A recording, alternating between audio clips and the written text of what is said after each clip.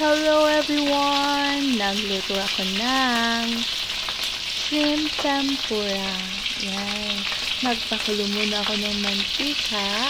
Tapos yung shrimp, nilagyan ko ng egg at saka flour.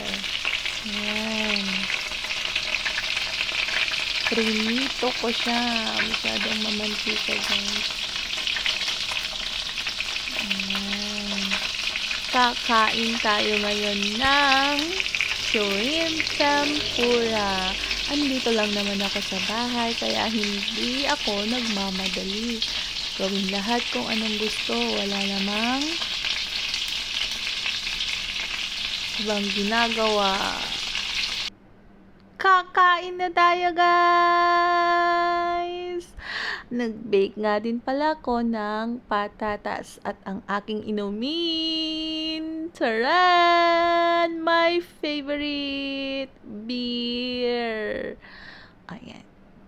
Ibuhos na natin sa aking paboritong baso. Oh, nako, may tao sa likod. Ayun, may tao sa likod. Ang sarap. Napakalamig. Galing sa freezer. Sarap uminom. Patatas sausaw natin sa chili sauce. Bagay na bagay talaga, guys, ang patatas at saka chili sauce. Binudburan ko nga pala ng paminta at saka konting asin ang ating patatas. At tikman na natin ang ginawa kong shrimp tempura. Ayan, makain lahat. Napakatamis kasi fresh na fresh ang ating hipon na binili sa supermarket. Sarap. Bakit pala ang blooming ko ngayon? Charis! Kinain ko lahat, pati ulo ng shrimp. Walang itira kasi sayang. Lahat yan ikinilo at mahal ang shrimp dito sa abroad. Ang aking patatas, hindi ko na binalatatan. Pero syempre, hinugasan ko naman ng mabuti yan. Ayan, napakasarap. Wala na tayong ibang ginawa kundi lumamon ng lumamon. Oh. Paano naman ngayon ang diet natin? Walang diet. Kain lang ng kain. Malalaki yung hipon.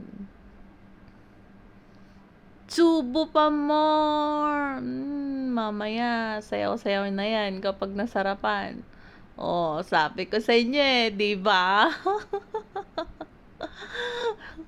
Pag sarap na sarap sa pagkain, sinasayaw yan, sumasayaw-sayaw ako, yung katawan ko umiindak-indak sa sarap ng pagkain.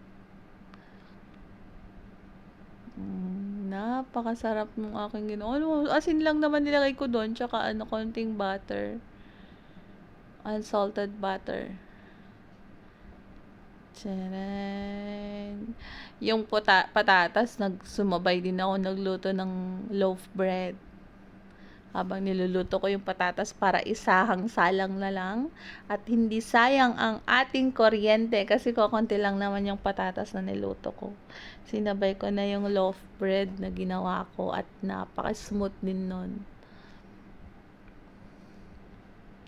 Sayaw pa more. Feel na feel. Tuwang-tuwa ang nene. Nakatikim na naman ng beer. Yan tayo eh.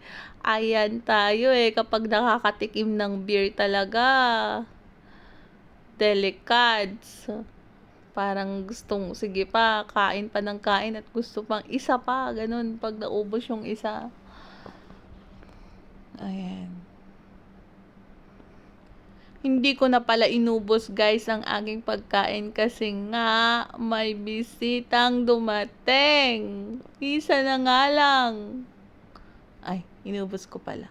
Hindi ko naubos yung patatas ang hindi ko naubos. Subo!